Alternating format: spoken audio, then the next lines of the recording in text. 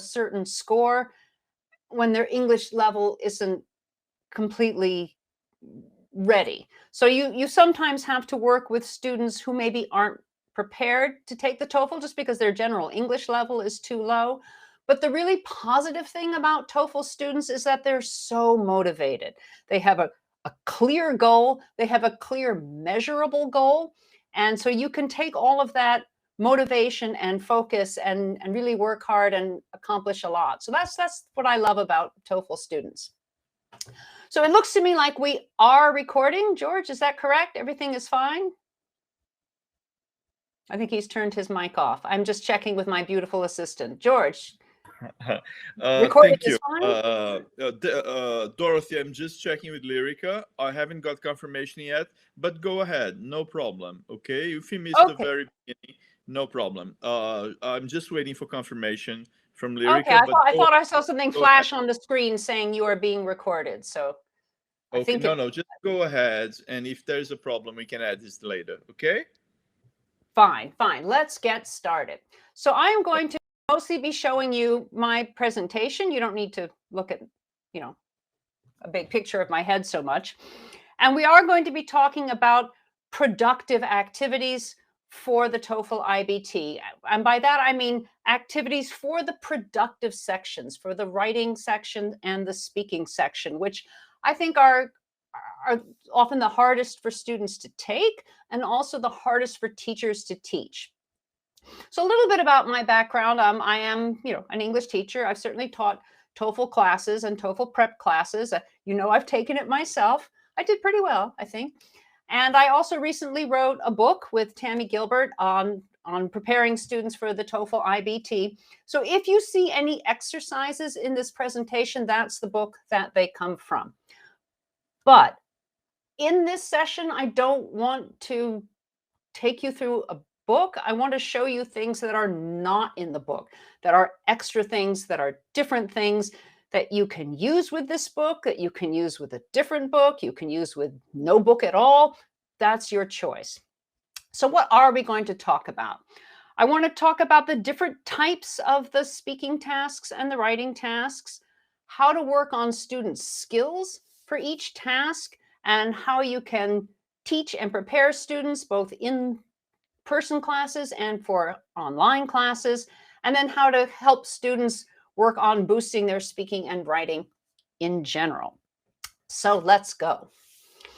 So both the speaking and the writing sections have two types of tasks. They have the independent tasks and they have the integrated tasks. So the integrated task is a reading and a lecture that you need to compare as you write. And then the independent task is going to be a question about your opinion about some topic. The speaking test, with the 2019 change to the TOEFL, we lost some of the speaking activities. So the speaking section is a little shorter than it was a few years ago. Good news. And the integrated task will have you read and listen to something and then compare them, or just listen to part of a lecture. But then the independent task is actually very similar to the independent writing task. It's going to be your opinion. And I think the independent tasks sometimes feel easier because you don't have to read or listen or take notes. But sometimes they're harder because if students are unprepared for a topic, they can kind of freeze because there are no ideas to discuss. At least if you're reading something or listening to something, you've been given some input. So I call the independent tasks sort of deceptively, quote unquote, easy. They look easier, but they're not always easier. So the main challenges, I think, for these sections, in addition, of course, to vocabulary and grammar, are time, organization, ideas, note-taking, fluency, and I didn't write time twice because I was disorganized. I wrote time twice because time is such a huge problem. So what I want to concentrate on in this section is ways to deal with the time pressure and the organization pressure, because actually good organization will help you meet that time challenge. So one thing I want students to get used to, and this will help with both the speaking and the writing, is to begin thinking in groups of 3. This is a very American way to think. And once you point this out to students, they'll begin noticing it in articles and podcasts and news broadcasts and articles. I just want them to start thinking and grouping things in 3. And I start by having students practice at home even. I want them to walk through their house and say, here I am in the living room. I see a table, chairs, and a coffee table. And then sometimes students will say, but I also see a bookcase. I say, no, I don't want a list of everything you see. I want to know 3 things that you see. Oh, I'm sitting down to breakfast. I'm going to have coffee, toast, and eggs.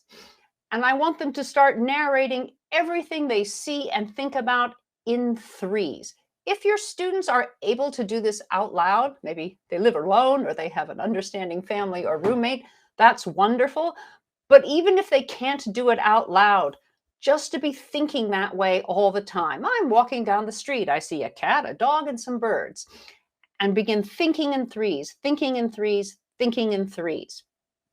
Then in class, I have a box. You can also use a hat where I have lots and lots of topics. And we do exercises where you draw a topic, you have a minute to prepare, and then you tell me 3 areas of those topics. Oh, the sun, a size, shape, and color. And you can start by just dividing them into 3.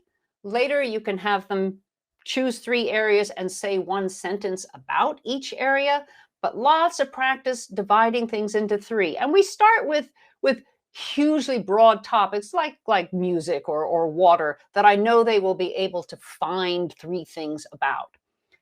After they've practiced with that, you can move to more IBT-like questions.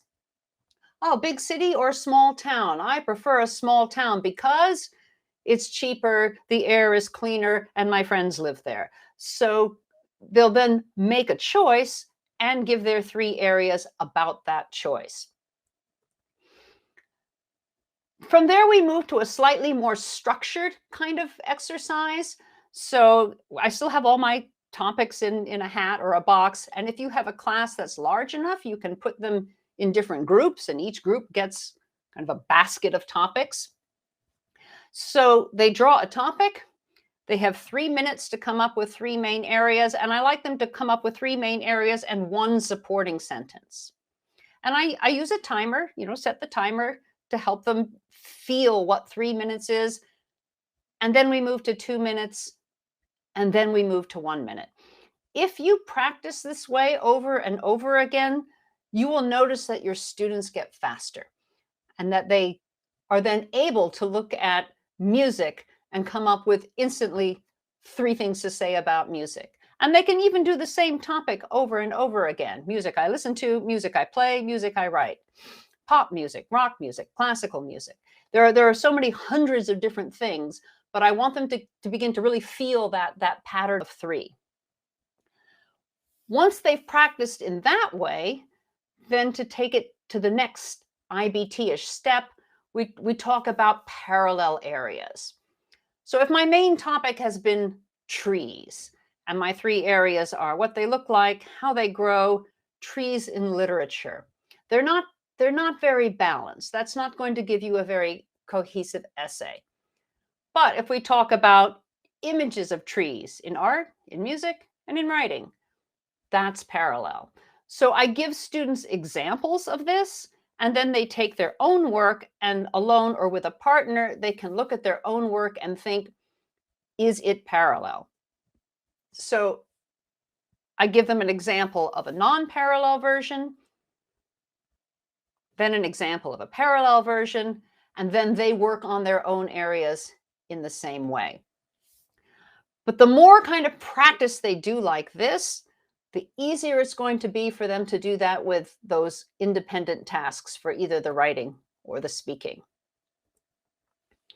So I want to talk in a bit more in depth about the independent writing, because that's an essay, and there's an expected structure even beyond just that rule of 3. And how do we get there? So one thing I find slows students down actually in both the writing and the speaking is they'll be asked a question like, do you prefer to study in person or online? And they'll spend a lot of time really trying to analyze their own feelings. Well, I miss my classmates. On the other hand, there's no commuting time with online and it fits into my schedule better. Nobody at ETS knows or cares about what the truth is here. It's not the TOEFL isn't a test of your heart. It's a test of your English. So they should not spend any time trying to really pick the one correct answer. They should pick an answer, preferably the easiest one to come up with 3 areas for, and write that answer. So I often have students, especially with writing, but also with that speaking independent task, after they've answered the question, I ask them to answer it again and choose the opposite answer, so they can see that it doesn't matter which one you choose. What you want is nice fluent writing, nice fluent speaking, well organized, you're demonstrating your English ability. So I don't want them to spend 5 minutes trying to decide if they really prefer team sports or individual sports. Pick one, move on. So I do expect students who go into the TOEFL, because it is a test of academic English, I expect them to already be familiar with essay organization for non-timed tests. Students should have seen an outline for a 5-paragraph essay before. So if they already know, or you quickly review, sort of non-timed essay structure, then we want to think, how do we change that for a timed situation when you only have 20 minutes to write, which is not a lot of time. So there are shortcuts. The introduction is going to be cut way down, right? We also want a very direct answer to the question. We don't want any digressions.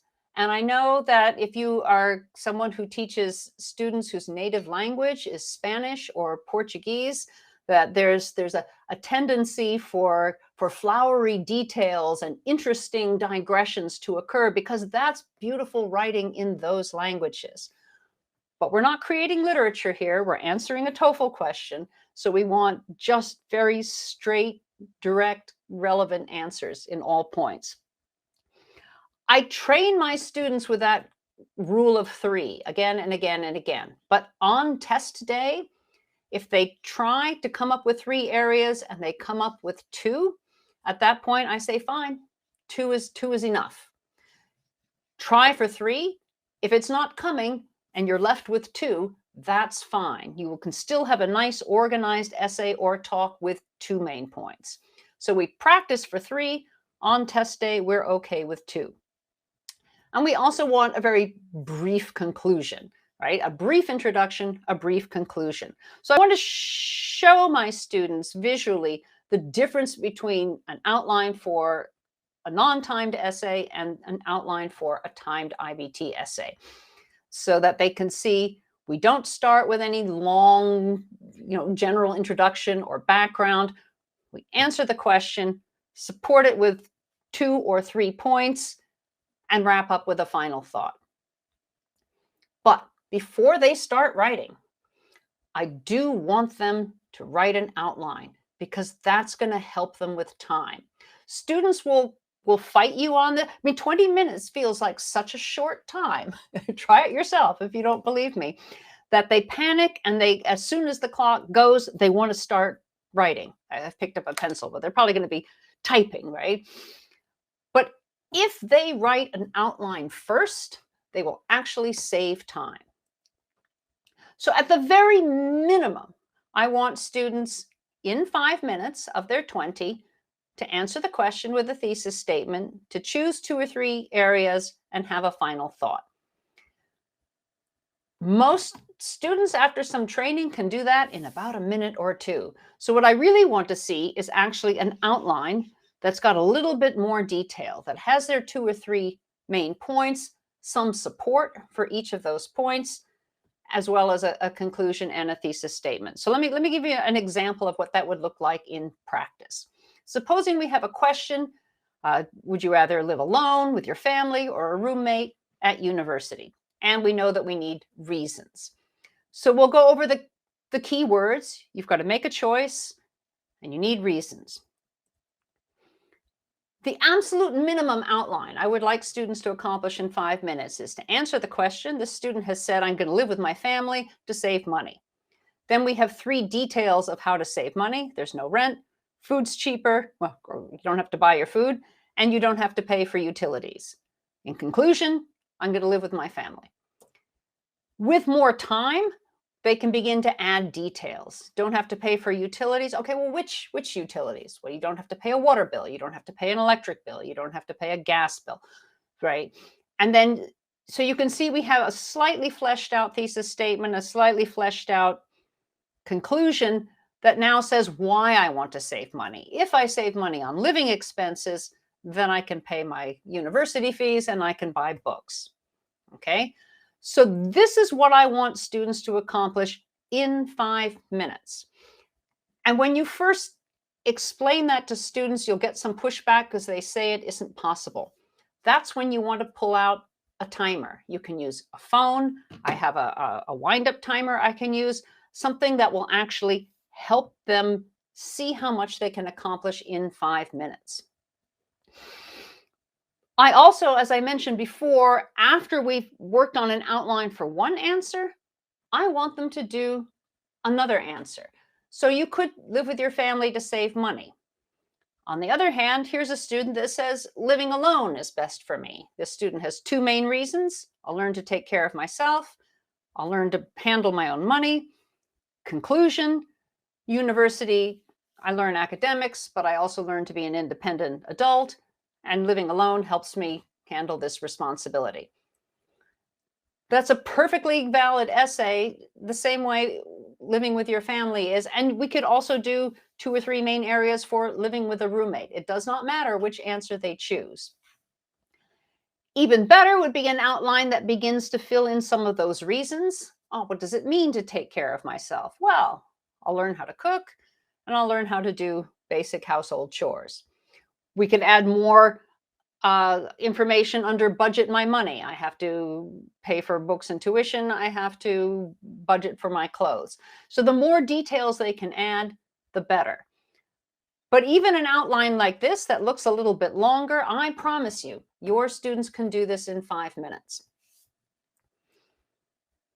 So one way to practice with timing, and I've done this, it works better with in-person classes. I have an actual bell. It's usually on the bookshelf behind me. I guess I didn't bring it today. I bought one of those bells that you use in a hotel. And so I put the bell on a desk at the front of the classroom. I divide students into 2 teams. You could do 3 teams if you have a large class. And the teams form a line.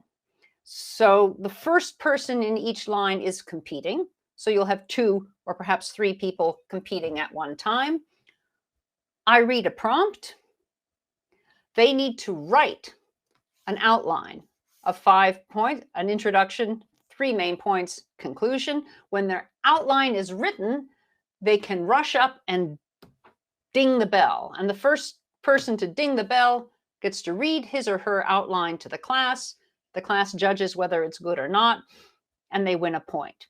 The reason I insist that they write the outline is because the first few times I tried this where they were just speaking it, students would run up and ring the bell because they were so anxious to win, and then they would think. And I said, no, I want the thinking first.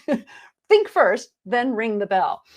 And it's very simple. All they're doing is writing an outline, trying to write an outline faster than somebody else. But just the act of running up and making a sound makes it fun again. And TOEFL students, especially in the writing section, need to have a little fun as they practice. So you can either read aloud or project a prompt.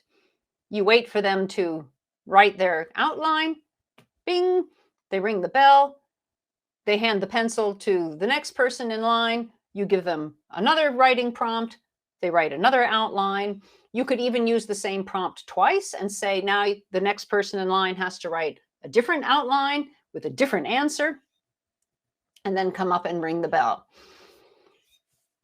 So you'll need a nice collection of different prompts. Some you can find in whatever textbook you're reading. Some you just need to start harvesting yourself from your mind and your colleagues and the internet. When I do this with online students, you know, it's a little harder to ring the bell. You can have someone raise a hand or put up a heart or something in the chat reactions, and I have them type their essays into the chat. So this is an example of me explaining to the class how to post the chat, how to post the outline, sorry. And I don't care if they have, you know, formatting and tabs. I just want the information there. So here we have a thesis statement of all the problems facing Algeria. It was a question for, obviously, for Algerians. Pollution is the most important one to solve. Air pollution, water pollution, solid waste and trash. Conclusion, the government can't solve pollution alone. All citizens must help. That was a question, I think, from their baccalaureate exam. So even if you're teaching online, you can still keep that kind of contest feeling by letting students, you know, raise a hand or give a reaction, or just let them type directly into the chat, and the first complete outline that comes through wins. For the integrated writing task, here the problem is for students is not knowing how to organize it. So I want to give you like a specific example of an integrated writing task. So when you have that paired response, you're going to have first a reading. You have some time to read the reading, and then you're going to hear a lecture on the same topic. But the question is always going to ask you to relate the lecture to the reading, right? It's always going to be some form of a question. In this case, being sure to explain how they contradict claims. Sometimes it will say, you know, explain how they support claims or how they give examples of points made in the reading. But they'll always ask you to apply the lecture to the reading. So what you want to do in the organization is to first go in sort of chronological order that the lecturer presented information, and to not add your own opinion, right? You're not judging whether the reading was correct or the lecture was correct. You're not evaluating the information. You're just saying what was said. And you'll certainly want to use all that language to transitions between paragraphs and things that highlight which is the speaker's opinion, which is the opinion in the reading text. So here's an example outline of what you should do. You'll have one or two sentences on the topic and that main relationship between the lecture and the reading. You can often find this in the prompt. So if the prompt asks you to relate the lecture to the reading, showing how the lecture contradicts the reading, that's the language you want to have in your introduction. Both the lecturer and the writer talked about X, but the lecturer contradicted claims. So you can take that same relationship that the question asks you for and make sure you mention that as your introduction. Then you go through the lecturer's organization and relate it to the reading, and a conclusion that highlights the difference between them. So here's an example from the textbook I wrote. So my topic, I thought this was a fascinating topic. Is the tomato a fruit or a vegetable? Is the question. So there's first a reading from an imaginary biology textbook that's explaining why the tomato is a fruit. So it's giving a biological definition. It's part of a flowering plant, and it has seeds. There's some other kinds of things we consider vegetables, but are actually also fruit. And it says, yeah, it's a little different from some fruit, but the tomato is a fruit. So that's the reading. Then we get a lecture from a philosophy class. And I'm not going to read you the whole thing, but the lecturer says, yes, biologically, the tomato is a fruit. However, legally, in the United States, this is true. This is true. I'm not making this up. Legally, in the United States, the tomato is a vegetable because we import a lot of our tomatoes from Mexico. And at one point, there was a high tax on fruit coming from Mexico, where we also get oranges and other fruits. And they wanted to protect California farmers and whatnot. So the Supreme Court ruled in the late 1800s that the tomato was a vegetable. They just made up that law. So legally in the United States, the tomato is a vegetable, so we can import them more cheaply from Mexico. So there's one definition that counteracts the biological definition. And then, because this is a philosophy class, the professor says, well, how about usage, right? We don't use the tomato as a fruit. We use it as a vegetable. In the supermarket, it's kept with the other vegetables. In recipes and in cookbooks, we find recipes, with the tomato being treated like a vegetable. And then he says, we have to think, what defines an object? And one thing that defines object is its use. If you have a flat surface and you sit on it, it's a chair. If you have a flat surface and you eat off it, it's a table, even though it's the same flat surface. So he says, yes, the tomato is a fruit, and yet in some senses, it's also a vegetable. Its definition changes depending on the context. So then the question is, how does the professor's lecture correspond to that reading? So what I want students to do as they're taking notes, because you are allowed to take notes on the lecture, is I want them, since they know that they're going to follow that lecture organization, I want them to take notes, and that includes, if they're doing this, online, typing onto the screen. I want them to take a brief outline of the lecture, but leaving big spaces between one point and another point and another point.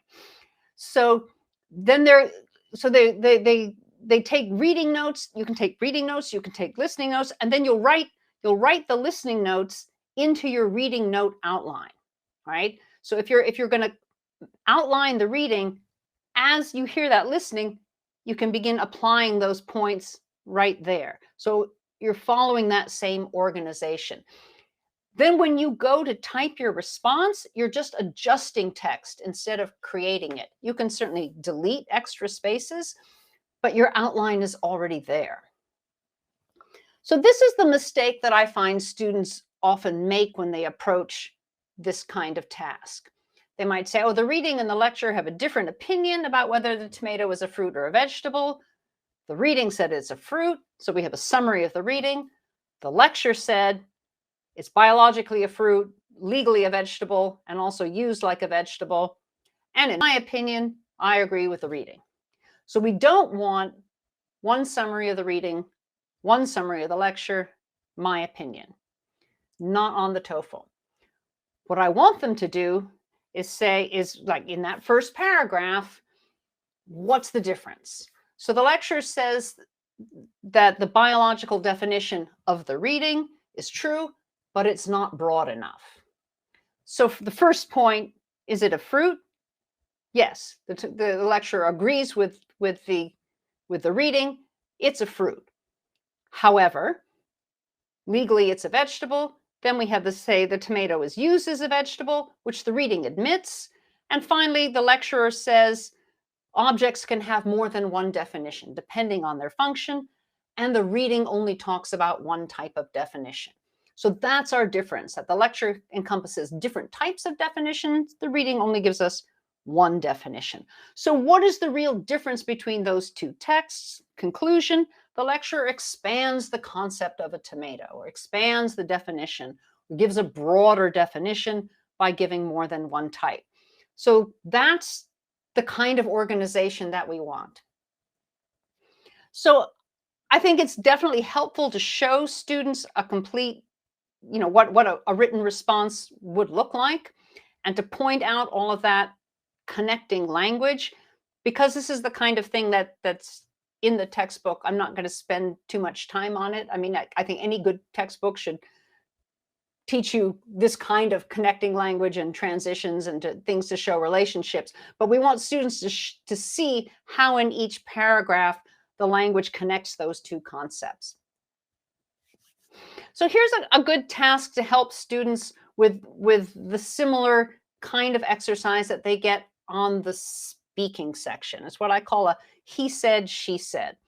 So if your students have been practicing, right, with those independent responses and those pick up the topic and give 3 areas and whatnot, the first part of this task is you have students in pairs. You can also have students in 3 or 4s, but 2 students speak and the other 2 students listen and evaluate. So one student can either pick a topic, give 3 areas with 1 supporting answer, or they can fully answer an independent task question. Doesn't matter. Then student 2 is going to summarize what student 1 said. So they're practicing listening and summarizing. So after they've done that a few times, then I want them to practice doing the same thing, but this time taking notes. Right? Note taking is a very important skill. You use it in the TOEFL. You use it on the listening. You use it on the speaking. You use it on the writing. We only have an hour here today, so I'm not going to go too in depth into note taking. Also, in my textbook, that's the area of specialty of my co-author, who is an expert on note taking. So I left those sections to her.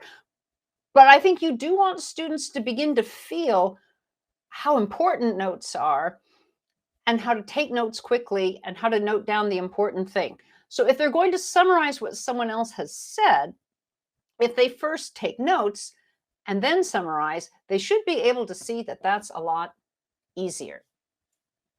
Now, one challenge with the speaking is if you have a conversation that you have to summarize, the TOEFL is often going to ask you about one person's opinion. What about, something about the man's opinion, or how does the woman feel about the parking situation? But you don't know which person you're going to be asked about until you're asked. So as you're taking notes on the conversation, you need to take notes on both the man and the woman, and you need to clearly label them. The TOEFL, every time they have a conversation, they will have 1 male and 1 female. That's so that it's easier for you to tell the voices apart. It's just a pitch thing. So when you practice with students, you can also give them a similar version. So if your students are now working in groups of at least 3 or 4, if you take the same topic or the same independent question, and you can use an independent writing question and have them speak it. You can have them use an independent speaking question. It's fine to recycle even questions that they've had before, because the point of this exercise is listening, note-taking, and summarizing, not the speaking for your people giving the input.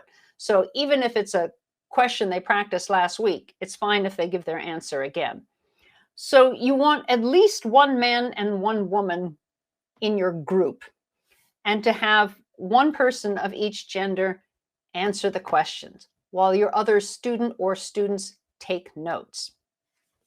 Then you just call out, or they can roll a dice or flip a coin or something and choose which person to summarize. So they will have to listen to both the man and the woman, take notes on the man and the woman, and then choose which one, and then find out which one they are going to summarize. This is easier than the TOEFL because it's not a conversation. They're listening to one, then they're listening to another. They're taking notes on both. They'll summarize one. Then you can have them contrast what's the difference between speaker A and speaker B. Did they say the same things? Did they say different things? And again, it's lower stakes in the TOEFL because it's not a conversation, but that's slowing it down into first do one speaker, then do another speaker, gives them good practice. If you have enough material and your students are independent enough, this also works well in breakout rooms. So what I do with students is I have a Word document that might have the question prompts on it, and also the timing, you know, how long they should speak for. And then everyone gets a copy of that paper and they go off into breakout rooms and take turns. That's why I said that the joy of TOEFL students is that they're motivated. And I know in some classes where students don't want to be there, or you know, you can send students into breakout rooms and you go visit the breakout room and nothing is happening and nobody is speaking. I have not had that happen with a TOEFL class. I go into a breakout room, they're like, oh, let's do it again. And they're excited to have this kind of really practical speaking practice and opportunity to work. So as you'll notice from these activities that I've mentioned, you will go through a lot of prompts.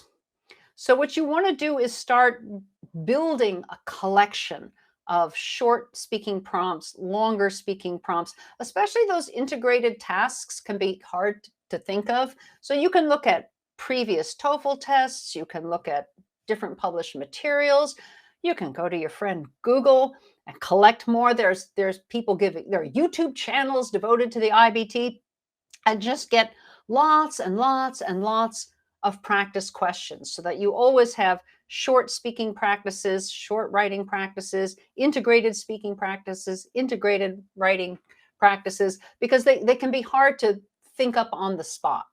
But if you always have a collection of those prompts, then you'll always have practice material that you can use. So I want to kind of wrap up and then we can go to your questions. I'm talking about ways for students to improve their writing in general. Some of this is going to, most of this is going to have to happen outside of your class.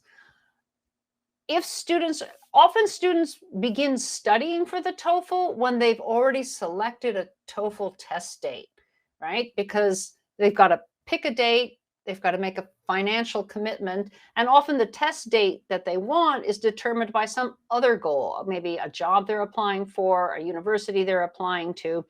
So by the time they decide to study the TOEFL, you often have a short time frame.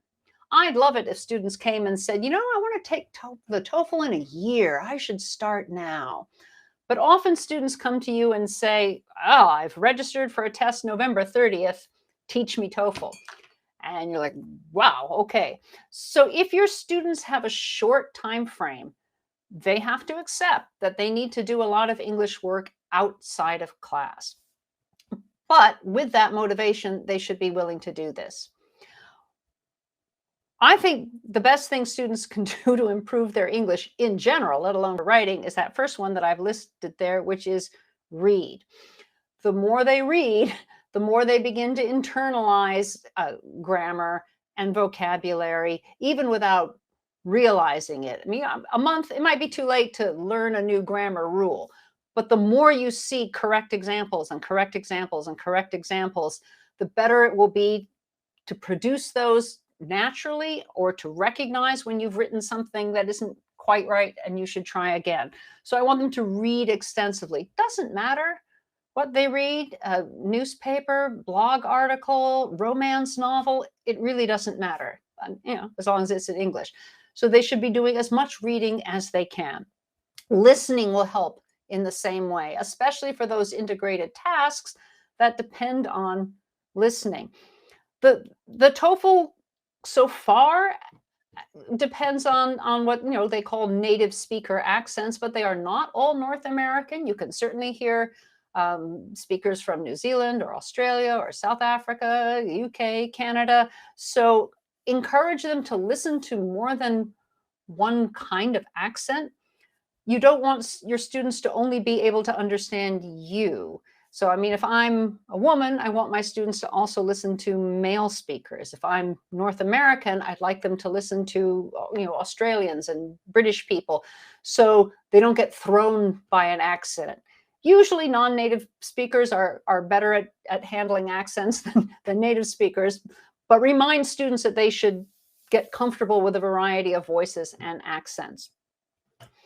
Very few students are still taking some form of a paper TOEFL test. Sometimes, you know, institutional TOEFLs, yes, but a lot of your students are either going to be typing now, or if they're used to taking paper tests, could have that changed at any moment. So you don't want your students to have a great English ability and a poor typing ability, and to go too slowly on those writing questions because they're not fast typists.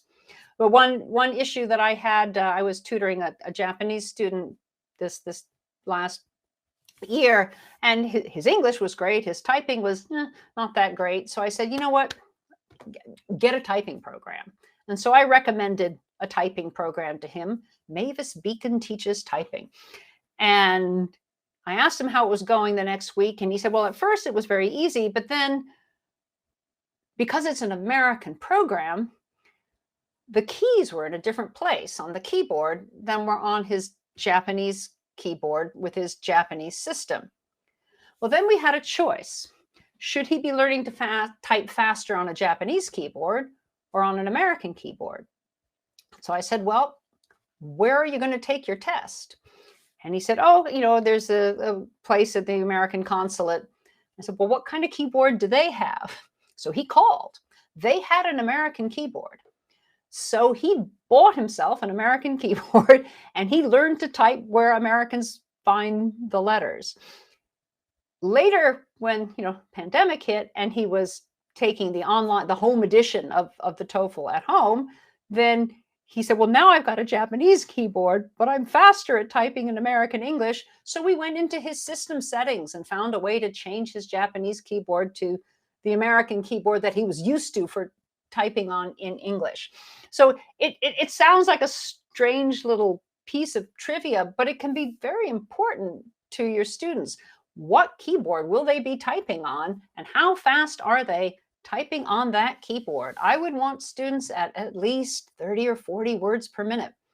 30 words per minute is what an American sixth grader has to be typing, at least at my son's middle school, in order to graduate from sixth grade.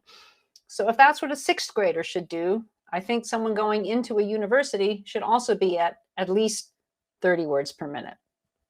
And they need to be typing somewhat accurately, because of course there's no spell check or grammar check on the TOEFL. I type much faster when I know I have a spell check, because I don't care if I type the wrong letter. It's going to be cleaned up later.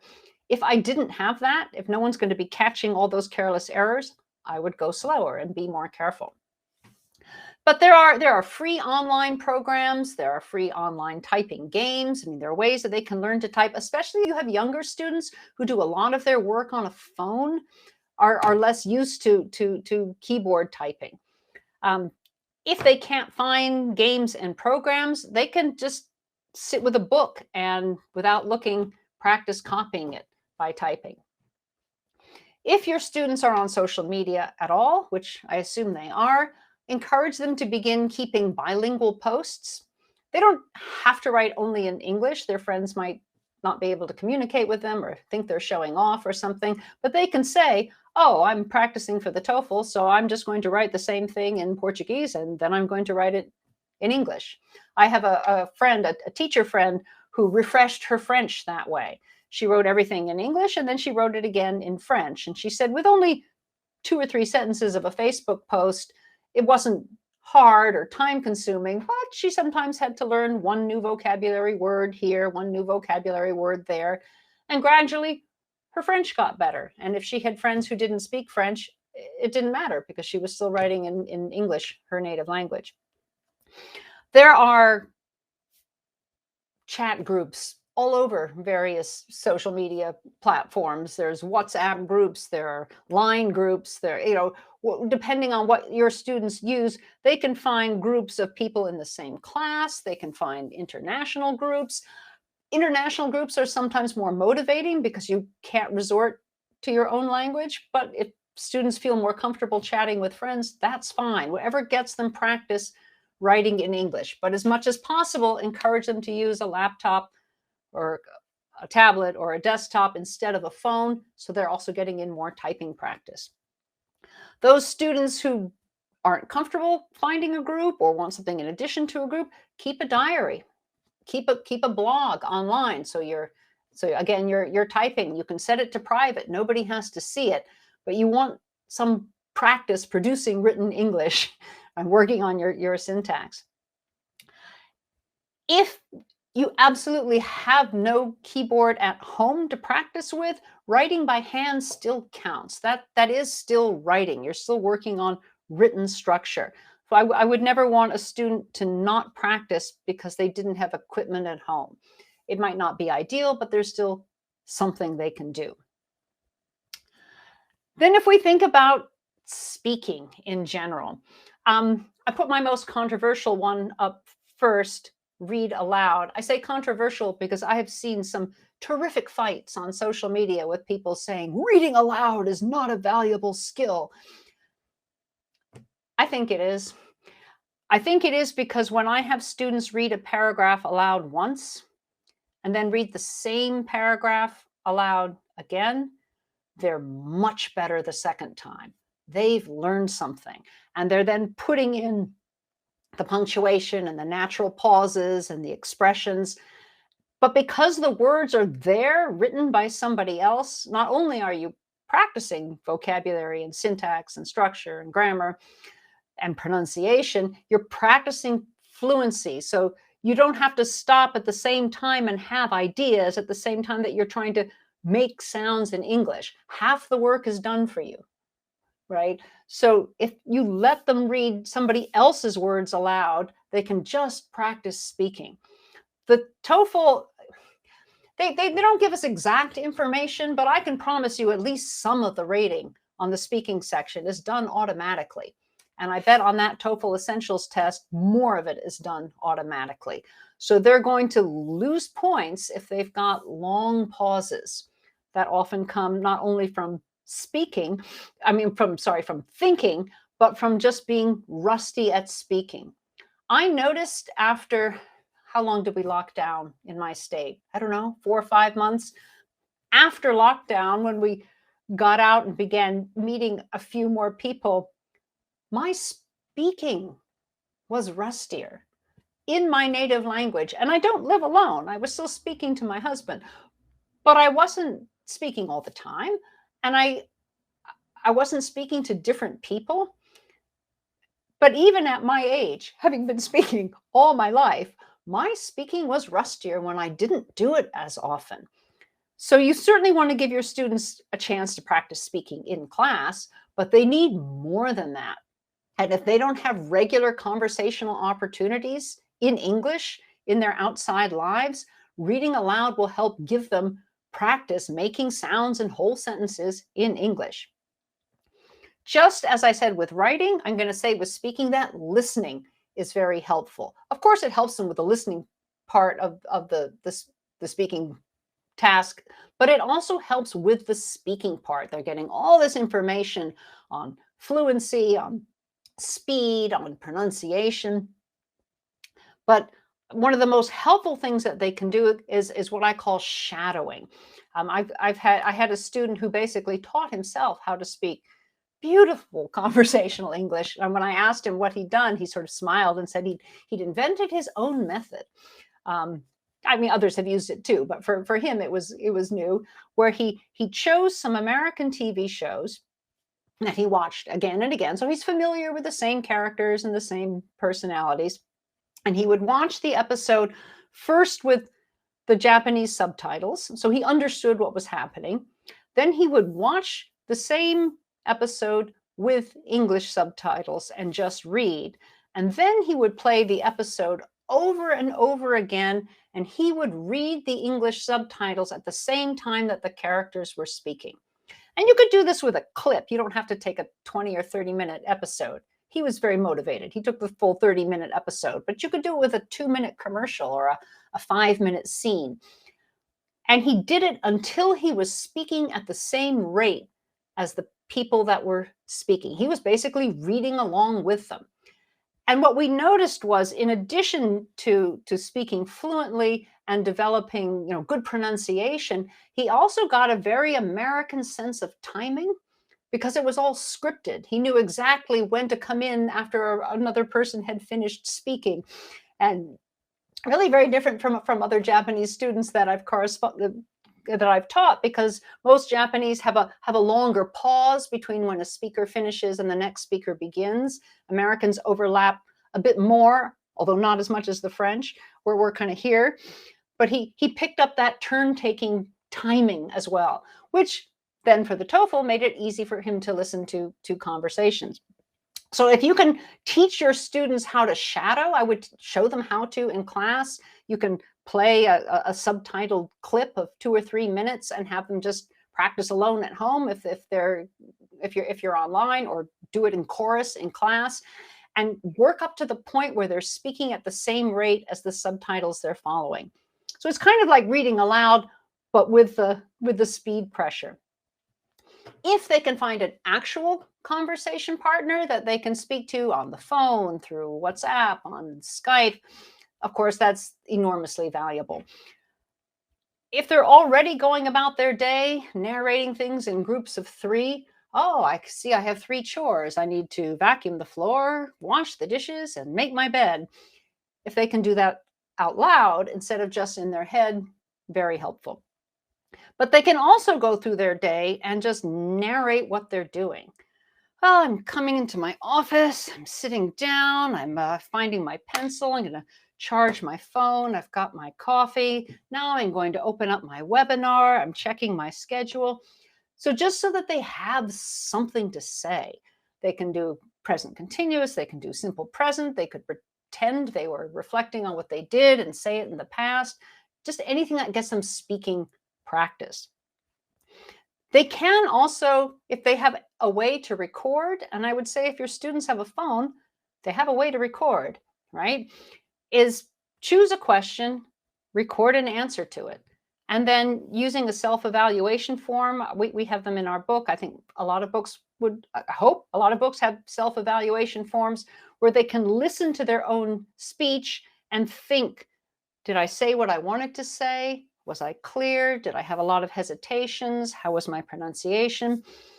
But yeah, so they can record themselves reading aloud, but they can also record themselves answering questions sort of more off the cuff and give themselves some extemporaneous practice. But for sure, they're going to need to do some practice outside of class.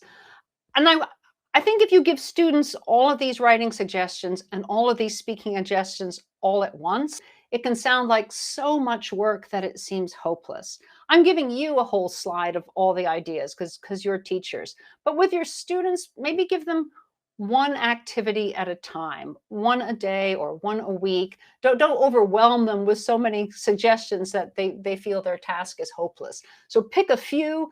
Do one in class as a model, send them off to do it for a week, then they can come back and evaluate how it went. But for sure, they are going to have to do some practice. You are there as a teacher to help them choose valuable activities, to help them evaluate how they're going, to help structure their time. But only the students can do the learning. So only the students can do the practicing, right? You're like the conductor of the orchestra, but they are the soloist. So they will have to do that practice themselves. So we're coming up to the end of the hour. I'll show you again the name of the book that has all my language stuff in, but the tips and activities that I've given you today are more classroom teaching activities. They're not in the book. That's your reward for having taken an hour out of your very busy schedules to come and do some professional development.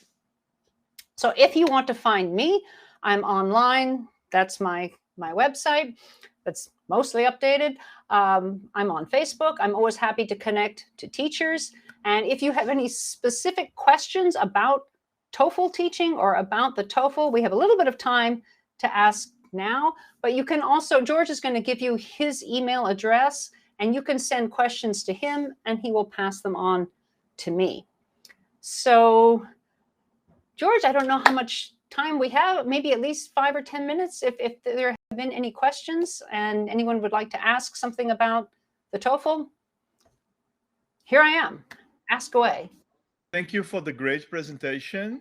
First of all, I don't think there are many questions, just very nice comments about the great tips and useful Everybody's suggestions. brain is full, right? and activities. I'm gonna leave them my email if they wanna ask about if they have more questions in the future, or if they want Yeah. to know where the book is available. Thank you very much for your presentation, Dorothy. As I said, they're not really questions, just Okay. comment on how useful some of the activities were. They love the tips. Some of them are thanking you. I'm Oh, gonna well, take this thank time you to for write. coming. I know how busy teachers are. And this presentation is going up on the Disal YouTube channel also, right? So you can That's right. watch That's it right. again and again, and you can pause if you want to. I said build your activity bank. If you want to take some of those questions and use them, please, with you have my permission to add those activities and questions to your bank of teaching materials. Oh, thank you very much, Dorothy. I'm just finished writing my email. Let's see if it's okay because it's kind of long. Yes. Yes. Coming up now. Oh, somebody's asking about the name of the book. Do you have that slide I do. It's with TOEFL the iBT Express. So easy to remember. Oh, I guess this is going to show up backwards, isn't it? No, no, TOEFL. it's showing correctly. Oh, it I'm is. gonna Okay. It write just it looks down backwards to anyway. me. So TOEFL iBT Express. My co-author and I called it Express because it's a shorter book than the huge ones, because we condensed the skills, so you're practicing several skills at the same time. But then by coincidence, our publisher is also named Express. So as soon as we met Express, the publisher, and we said, we have this Express book, we must do it with you. So just 3 words to remember: TOEFL iBT Express. Excellent, excellent. I'd like to thank Disal as well for offering us Yes, yes, yes. this slot, this opportunity for the webinar. The name of the book is already on the chat. If you want to ask Dorothy questions at a later stage, if you remember something you want to ask her, just email me. Our books are available at the Disal bookstore and also at our website, which I also wrote there. It's www.expresspublishing.com.br. Thank you guys for coming on a Friday. We all know everybody. Yeah. What a way to end your week with TOEFL. But Yeah, and we're gonna have a long weekend, Dorothy. There are 2 holidays coming up on Monday and Tuesday, so it's nice. really great for them to come to the webinar. Dorothy, thank you very much again, and I think that's it. We can say goodbye now. Okay, thank you. Bye.